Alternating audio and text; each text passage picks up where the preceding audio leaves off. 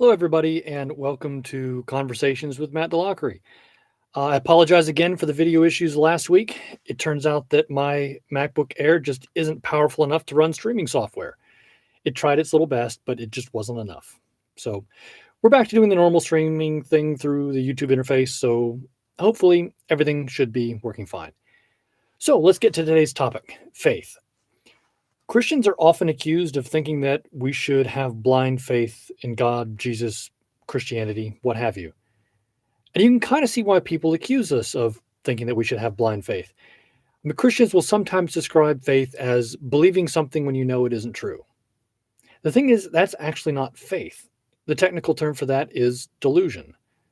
A delusion is a belief that is maintained despite being contradicted by rational argument or evidence to the contrary. And a delusion is often considered a symptom of a mental disorder. And because there's a fair number of people who think that faith is believing in something that you know isn't true, we're looking at evidence of a possible mass mental disorder. And that's a problem. But it's not like Christians are just a strange breed of people who happen to all self-delude for no reason whatsoever. When you read certain parts of the Bible, it can sound like Jesus actually tells people that they should believe without evidence. One of those is most often pointed to is in John chapter 20. After Jesus' death, Jesus appears to all the disciples, minus good old Doubting Thomas, and they're like, "Whoa, dude." And then they go to their buddy Thomas and tell him that Jesus rose from the dead. And Thomas is like, no. Then he said, "Unless I see the nail holes in his hand and put my finger into his side where he was speared on the cross," he said, "I will not believe."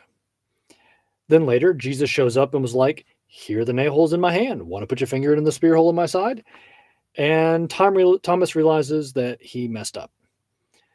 Then Jesus said, "Because you have seen me, you have believed. Blessed are those who have not seen but believe anyway."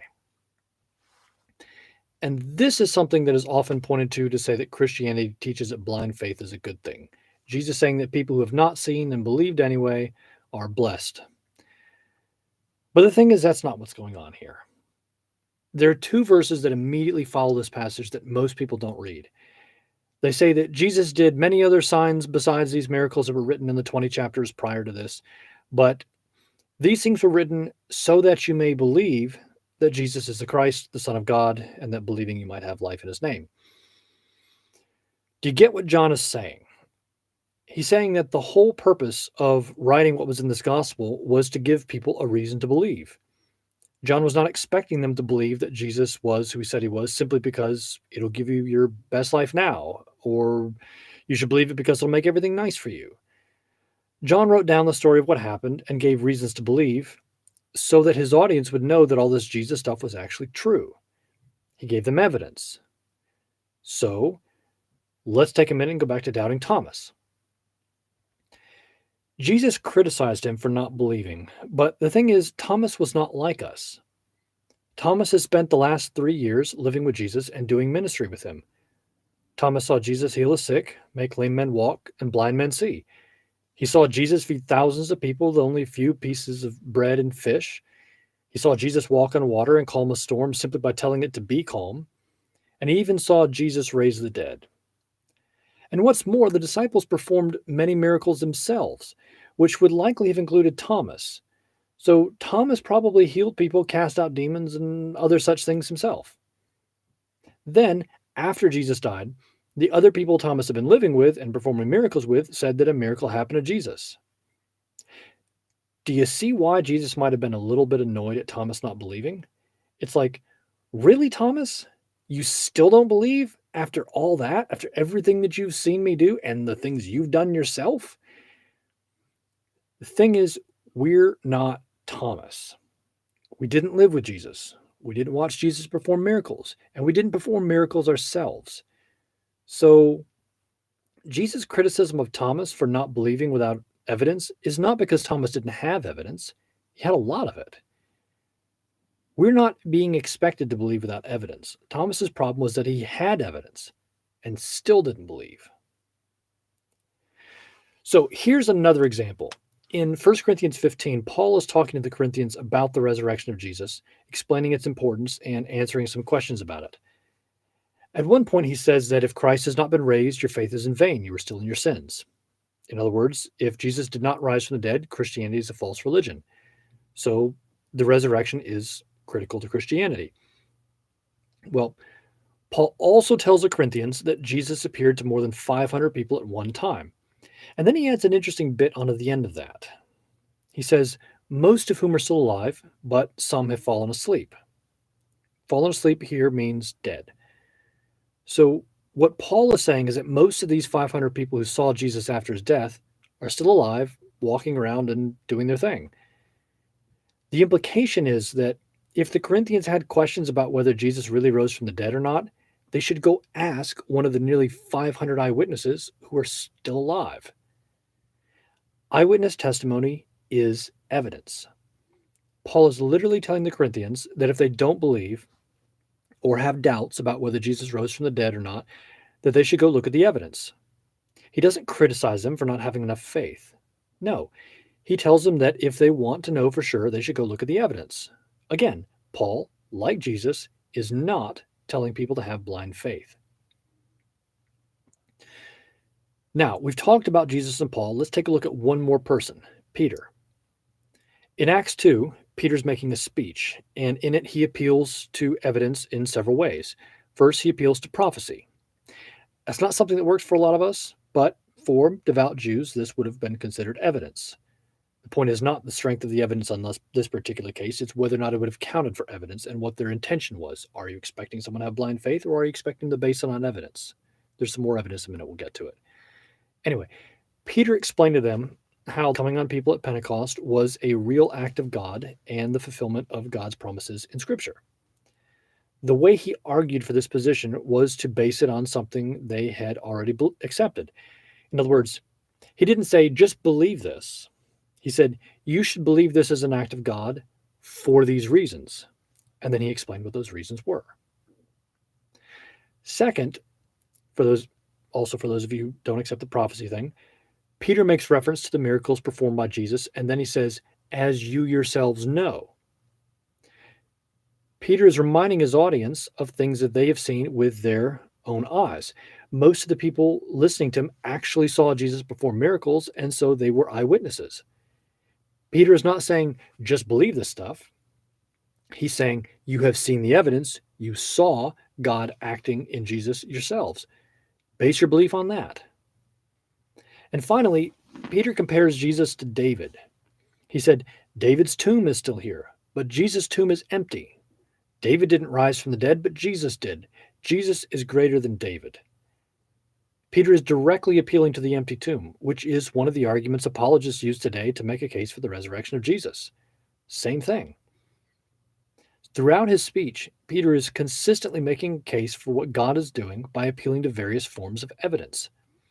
Just like Paul, and just like Jesus, he's not saying, just believe because it makes you feel good or gives you hope or some such thing like that. He's saying, believe because it's true. So when we look at Jesus, Paul, and Peter and what they were saying about faith, we find that all three of them were basing it on reasons and evidence. Faith is trusting in something you have good reason to believe is true. It is not believing in something contrary to the evidence. Faith comes from the evidence. So, questions?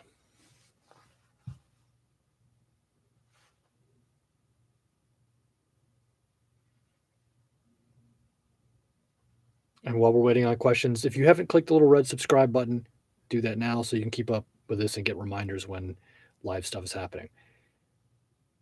Questions, comments, anything on the nature of blind faith or not? If not, we're going to just kind of have a short day today, and awesome.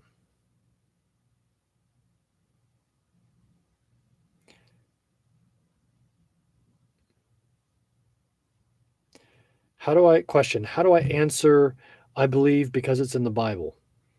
Well, there's nothing wrong with saying that you believe because it's in the Bible, but that only gets you part way. You have to answer the question, well, why should you believe in the Bible? Because if there's no reason to believe in the Bible, then you might as well just pick any other book. I mean, why would you choose the Bible as opposed to the Quran or, any number of the other holy texts from around the world. So it only gets you part way. You still need to answer, why would you trust the Bible? And then you'd have to do the question, ask this whole series of questions like, does the Bible say what you think it does? Because a lot of people really mess that up. Just read it as surface level, and it's not saying what you think it does. So it's not as simple as just saying, I believe it because it's in the Bible. Another question. A lot of people use a passage about seeing the world and believing solely because of that. I'm not sure what that question is about. Could you retype that, please? Another question. Is blind faith bad? I'm trying to think of a situation where it would not be bad. I can't think of a lot of situations where blind faith would be a good thing. Even if you don't necessarily have reason to trust in the thing that you're being told, presumably you have reason to trust the person or the source that it's coming from. So maybe it's maybe a parent tells a child, a young child that you should do this or that. Well, the child doesn't really have any idea, oftentimes, about what they're being told to do or not do, but they trust their parents, and they have good reason to trust their parents. So, yeah, I can't think of a single situation where blind faith would be a positive thing. So I'm going to say no, unless somebody can give me something to the contrary.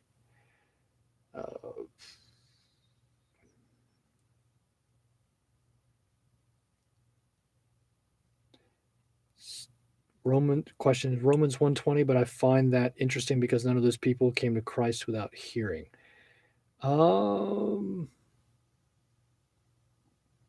Yeah, still not sure what you're asking there. Sorry about that. You'll have to explain it to me later, and apologize, I'm just not getting it. So, I think maybe, well, let me try this. It sounds like maybe what you're talking about in Romans 1:20 is people looking at the world around them and recognizing that there is a God based on seeing the world around them. But that would be sort of what theologians and apologists will talk about as general revelation, looking at the world around you and recognizing that things are the way they are because there is or must have been a creator, because they can't just be the way that they are all on their own by accident, by purely natural causes. So it's absolutely evidence. It's trying to understand the way the world looks and seeing whether it's more logical to believe that something came about, for example, law, chance, or design. Do things had to have been this way? Like there's some physical laws that made them the way they are. Do they just happen to be this way by chance, roll the dice? Or were they designed by some sort of a God figure? That's one way of looking at the world and trying to ask whether it's more likely there's a God or not. So that is evidence, not blind faith. Another question: does one need to have good reasons to believe to be saved? Need to have, or is it a good idea? God can save all kinds of people in a whole bunch of different ways, but good reasons doesn't always necessarily include just academic reasons or intellectual reasons. Sometimes they're emotional ones. A lot of times that may be a recognition of the fact that we're a messed up people and we need some help from a divine being because we're sinful and we need forgiveness and we can't do anything to accomplish that on our own. That's still a recognition of a fact. Blind faith is, I'm just going to trust that this thing's going to work out. I'm just going to, do whatever because I like the way that it turns out. And then you shut your eyes to any evidence to the contrary. And that's part of what blind faith does. Is it's not always about just the immediate, like how do you start down this path? Like, do you have blind faith to begin the path down some form of theism or some other sort of thing? It's also about how do you continue down this path? If something is brought up that suggests to you that maybe what you believe is not quite right, Do you close your eyes, shut your ears, and be like, no, I don't want to hear this? Or do you like, okay, well, maybe I'm wrong here. Maybe I need to take another look at this and investigate it and try to actually understand what's true. Blind faith continues to ignore reasons where true faith is like, well, I want to believe in the right thing and I want to put my trust in the right thing. So I'm going to try to make sure that I have it right. So that difference, I think, helps to explain whether you have good faith, faith based on reason and evidence, or whether you have faith that's, you know, completely blind.